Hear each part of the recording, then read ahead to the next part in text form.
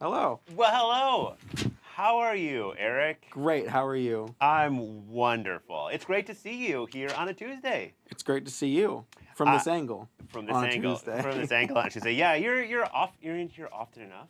I am. Sometimes and sit there. they're there behind the scenes, Yeah. typically. Sometimes. But you get on screen. Yeah, A I fair try. amount. Yeah. Yeah. Well, what's been going on in your world? It's been crazy. Yeah, it's just in the middle of event season, so we've been pretty busy. Yeah, you're pretty booked out. I mean, We in have general, been. like it seems like things are just getting busier for you. You don't Yeah, we're kind of. It's necessarily. not as busy in the next couple of months as it could be. Okay, so you we're do kind of have we're kind of busier easing seasons down. and lighter seasons, and Yeah, March is kind of March into April kind of is our really really busy season, but obviously and then April we go into Easter. But after Easter in May is tending like it shouldn't be too crazy of a May this year into the summer, which is like our low season obviously. And the Mhm. church isn't as busy during the summer. I mean, we give obviously you we have Vacation VBS, Bible School. Yes, which I look forward to every year. I You know know it. you do. Yes, yes. I love VBS. It's Where a it all good time. started. Yeah, but yeah.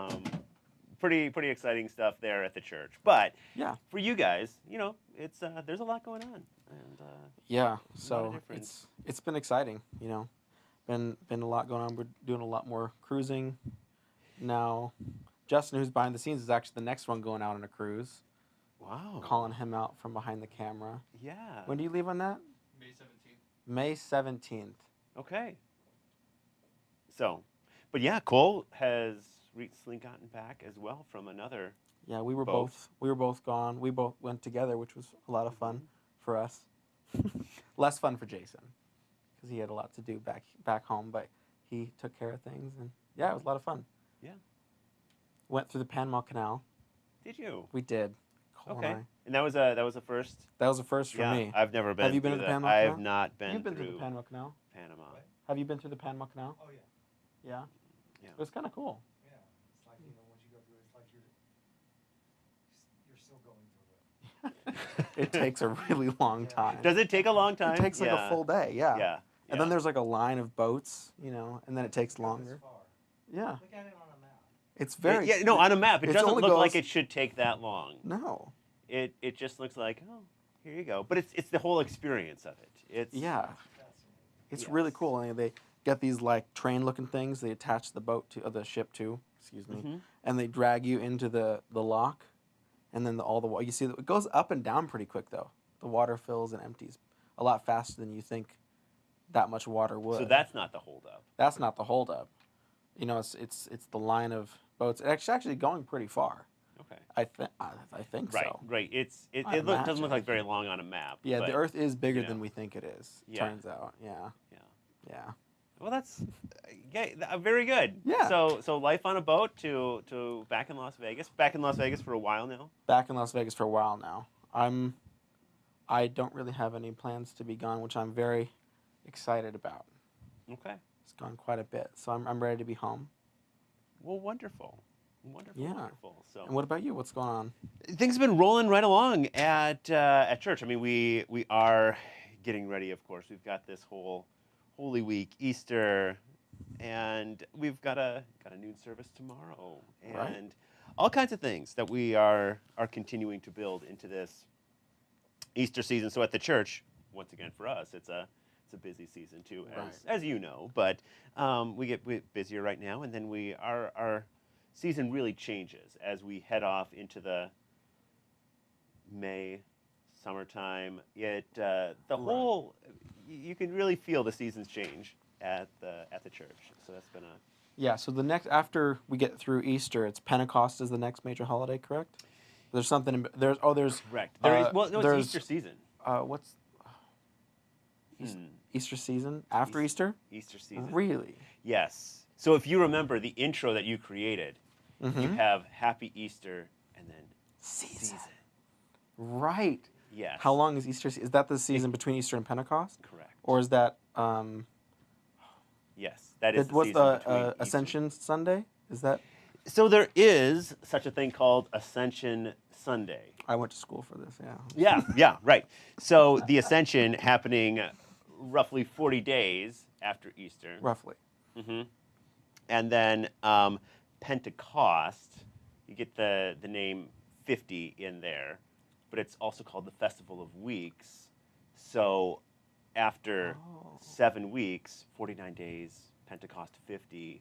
Do you see that? See how that goes? Oh. So you have Jesus ascending into heaven after 40 days.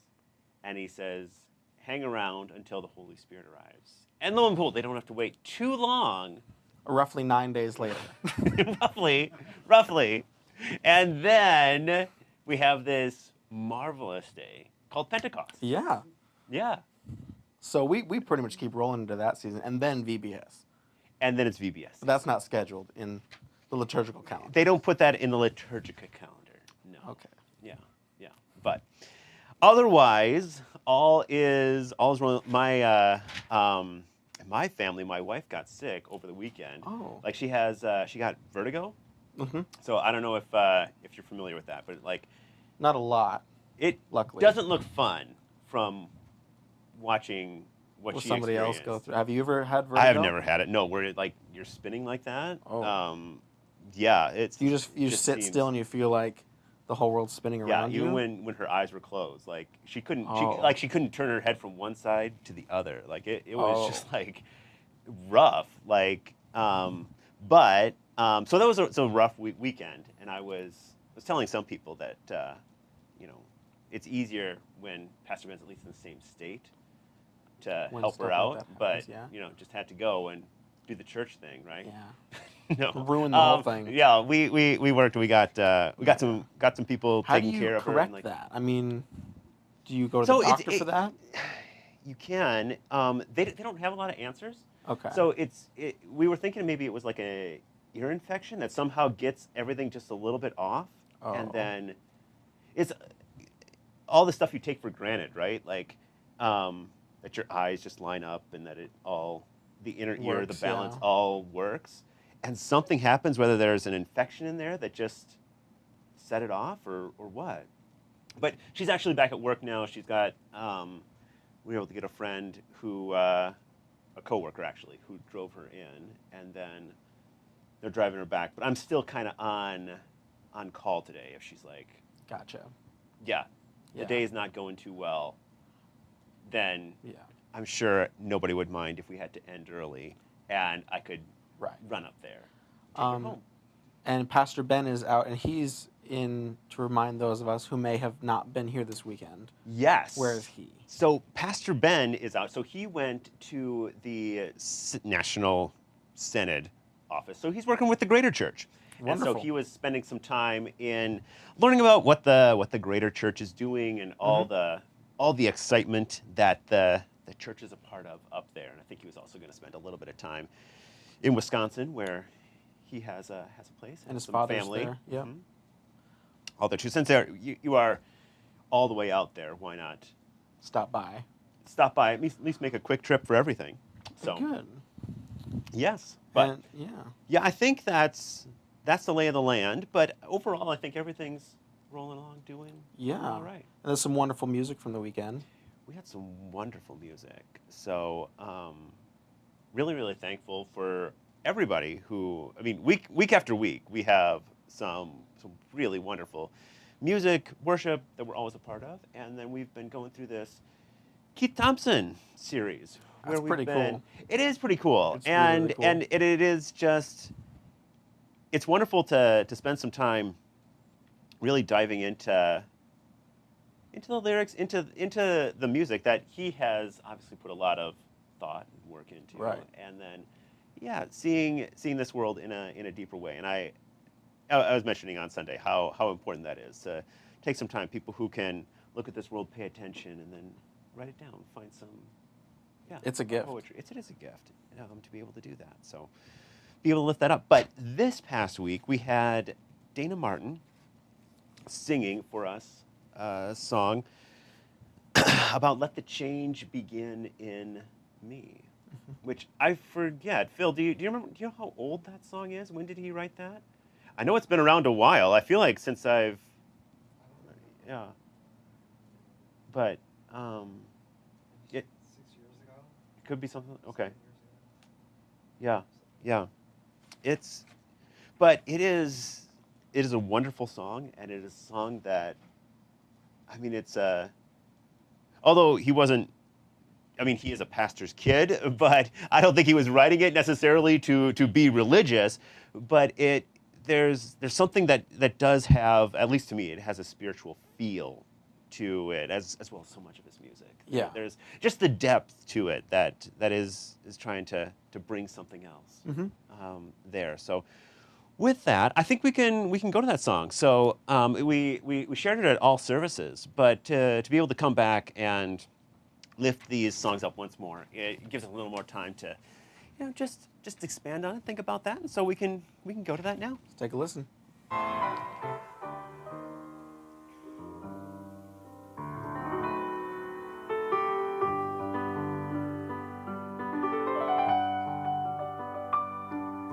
Sometimes we lose the hope we need to cling to. Sometimes our lives seem meaningless and small. We try to make a difference as we live from day to day. Sometimes it seems there is no change at all. I find my hope awaits me in the stillness. When I turn off the noise and turn within, it's there I find the wisdom and the will to carry on. It's there I find the courage to begin. And when I close my eyes and start to visualize the world as I believe that it can be, I open wide my heart, even the safe and secret part, and let the light shine in, and let the change begin in me.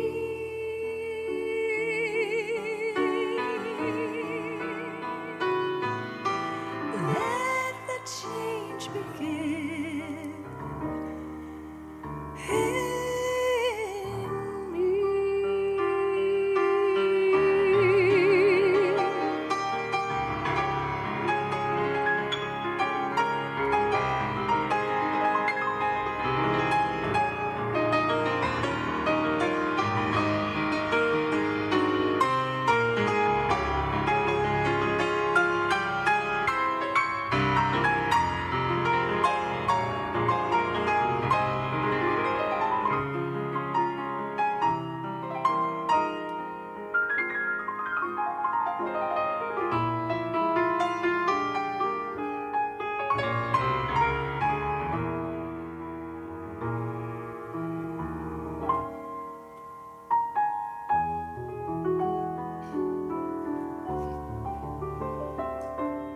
Why settle for the path of least resistance?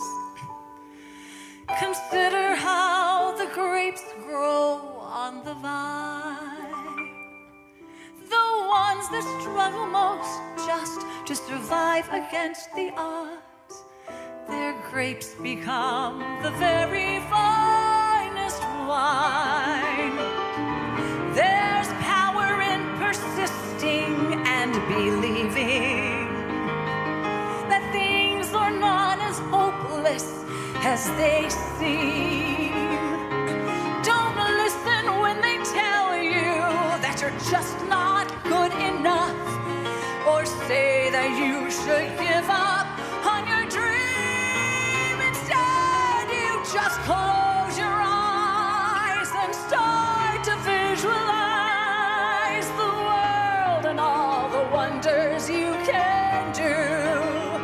Then open wide your heart, even the safe and secret part, and let the light shine in, and let the change begin in you.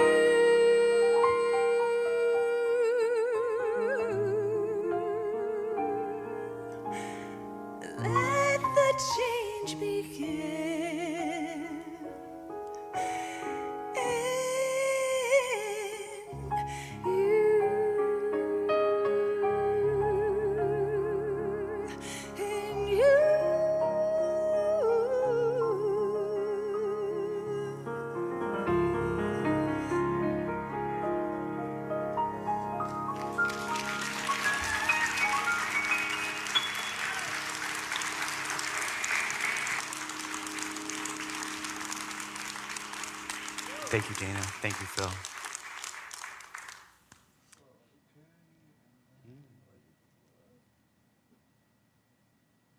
There we are. There we There are. we are. And Well. like that, we appear. That was That's such a it great is song. Really, really That's good. gotta song. be one of my favorite Keith Thompson songs. It is wonderful, and it has. I mean, the message, but there's just so much to it. Yeah. and it is just a wonderful, wonderful, and a great way to kind of tie together the whole series that we're doing, called the sermon series "The Way," and that one just kind of it does It sits really well. what we're. Well, heading a for. call to action, but also like a reflective call to action. A reflective call to action. I like that. Yeah. But there, just thinking about that and thinking about the change that happens in our lives, and so often, one of the things that I was thinking about, just as I was taking some time, just reflecting on the surface, how much change that happens. It's unclear how that really starts. Like, how do we take that change, and hearing that encouragement that it begins within us, but what is it? Because there are times where if we're stuck in a spiral, or if we've known somebody who's stuck in a spiral, and how does that change latch on? How does it? Yeah, taking that first step. It is. Yeah. You're looking at the end goal, and more times than not, it can seem way too big. Right. And yeah, in the church, it has there's this line about even our own faith, that we can't even do that ourselves. That it's even our faith, we have to somehow surrender that or let go of that. And I think that, not that I necessarily just everything they teach in seminary, this is exactly what I have to believe. Right. But I think there is a greater truth to something like that too, Yeah. where it is like, if we know there has to be some kind of change, and I have to make a step. I have to do something. There is something about letting that change begin, but letting it begin. There's a surrender that has to do it. There's all of these things that are. How do we let that change really take hold? Let it begin. Let it begin. Yeah. Yeah. Yeah. I like that. So one of the lines where it says, "I find my hope awaits me in the stillness when I turn off the noise and turn within. It's there I find the wisdom and the will to carry on." I think there are a lot of distractions in our world. There are a lot of turn off the noise. There's a lot of, to turn off the noise is difficult, and just sitting in the silence, don't want to do that. It tends to breed awkwardness, right? If we just sat here for a minute, I'm okay with that would. But it's tricky. and it seems like the noise will call it's getting louder every day. It's And we not- want it to be like, we want to it's- find more. Like, where there's more noise, let's because go that's there. where we live. We live. We there. live in this just constant state of and we're told to be noise. uncomfortable with the silence. Mhm. Yeah. But that's like you can't look. It is difficult to look within yourself when you're constantly looking out to see what is the noise. I have to always searching for something else Yeah. and forgetting what it is within you. Right. In the Bible, there's one of my favorite stories. Is the story of Elijah and Elijah, prophet who did a number of things, and kind of on the mountaintop, he was working miracles, doing all kinds of stuff. But he's also very famous for when he felt like the world turned against him, finding God in a still small voice, in the stillness, and in the quiet moments, realizing God was there. And to me, that's some of Elijah's.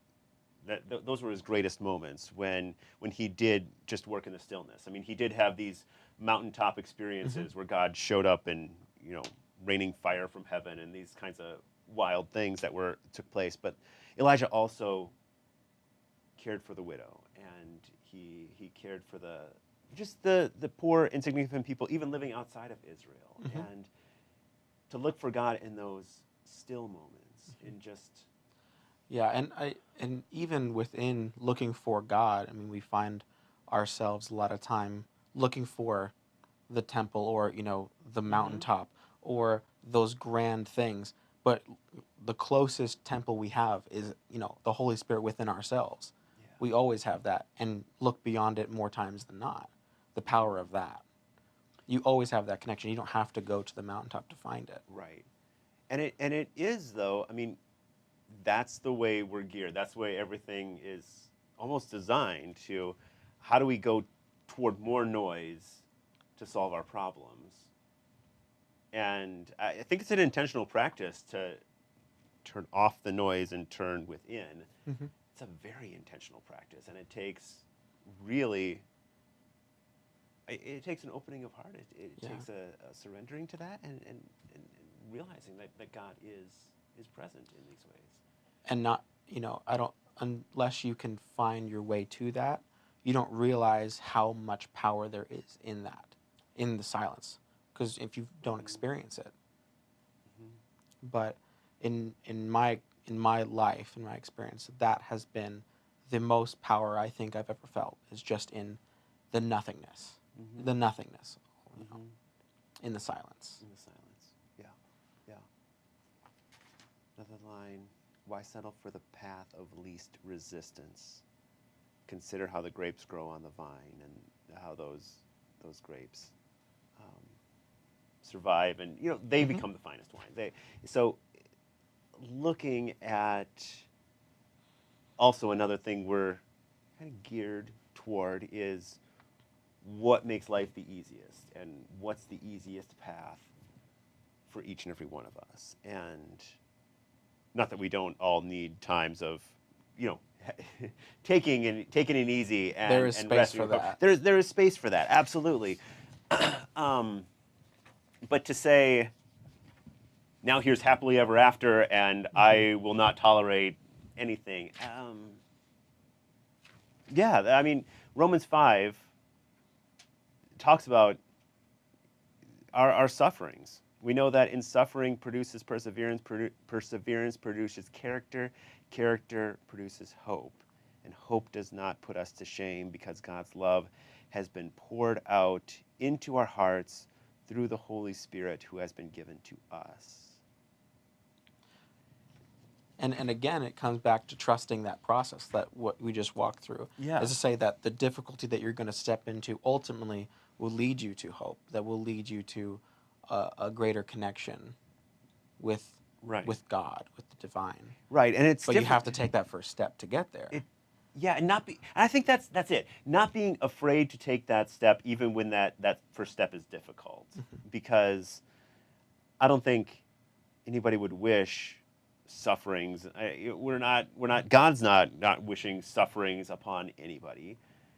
But He doesn't want us to be afraid of taking a step and heading towards something where there is, because God's hope is there.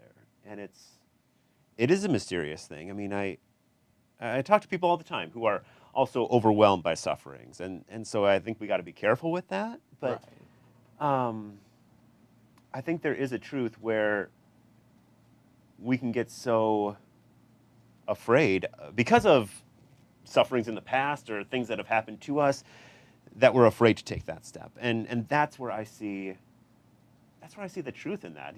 Don't settle for that path of least resistance. That don't be afraid to step out, because there is that hope in the end. I mean, that's the scripture. That's what Keith noted in the song too. There's hope there. There's that finest wine. There's all of that. Yeah, and I think, to your point earlier,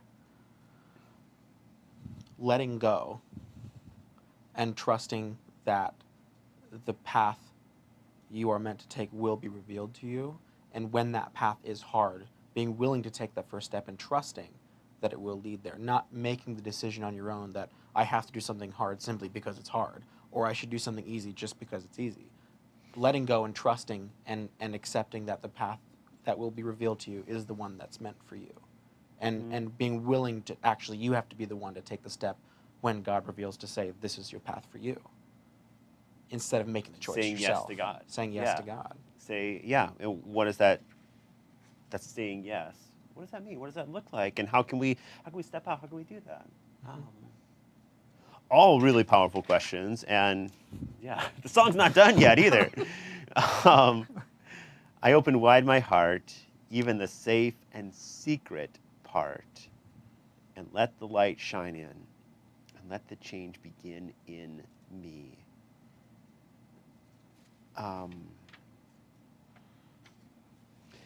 That willingness to open our hearts, let our hearts be wide open, and trust. That is, you see it. That is where real change. I mean, to go to biblical examples, we talked about Jonah a little bit last week, but Jonah is one where, I mean, in some sense, he brings the most change out of all the other prophets. You know, he's has all of this, but he never changes his heart. Like he starts the story bitter and a bit resentful about the whole thing, and he ends the story bitter and resentful. And I think he didn't want to open up those safe and secret parts of himself and really let that out and begin to trust, which I think is true for, well, it's true for me. I don't necessarily always want to trust to bear everything. And how do people respond to that? You can think about that. You can worry about that. You could hold on to it, and you just wind up carrying it around with you. Yeah, and sometimes even hiding it, you think you're hiding it from yourself. I mean, and even that's a good point. Yeah. You know, as if you can hide it from God, but to hide it from yourself and say, oh well, it's not there. You know, and say, oh, I opened my heart. Yeah, but there's, you know, I love that line. Like there is still that piece that you're not, and you know it. Somewhere deep inside it. You know deep down that this is not true. Even if you convinced yourself that you're telling the truth, deep down, you know this isn't the whole thing. There is more, and that's where change begins. I had another scriptural verse from the story of Ruth and Naomi. So these two women who, about every bad thing that could happen to them. I mean, they're living in this place where there's a famine. They're starving to death. So many people around them are dying, but they have the two of them, and they have that very famous line where Naomi's wanting to close herself off, and she's telling her daughter-in-law, she's not biologically related to this other woman, you know, I want you to leave. I want you to go away. And Ruth very famously says, where you go, I will go. Where you stay, I will stay. Your people will be my people, and your God, my God. But the two of them, Naomi goes back to Bethlehem, and you have this whole thing where she had to kind of open her heart, and when she left Israel back years ago for her, coming back, there's this sense when you read her story, it's almost like this shame. Like she's returning not the proud hero, but as somebody who all these mistakes have happened. And it says in chapter 1, verse 19, when they arrived in Bethlehem, the whole town was stirred because of them. And the women exclaimed, can this be Naomi? You just get this sense that everybody's talking about them, and your life didn't work, and you just kind of had to bear it all. And all right, this is what we're doing. And Naomi says, don't call me Naomi, call me Mara, which means bitterness. I went away full, but the Lord has brought me back empty. The Lord has afflicted me. The Almighty has brought misfortune upon me. So she's feeling that. But then her story, that's really where her story begins. Is when because she could have stood away from those people and said, I can't. And I think there are so many moments in life where we don't want to admit a mistake. We don't want to, because we'd rather almost, like, for her, she could have stayed and just died.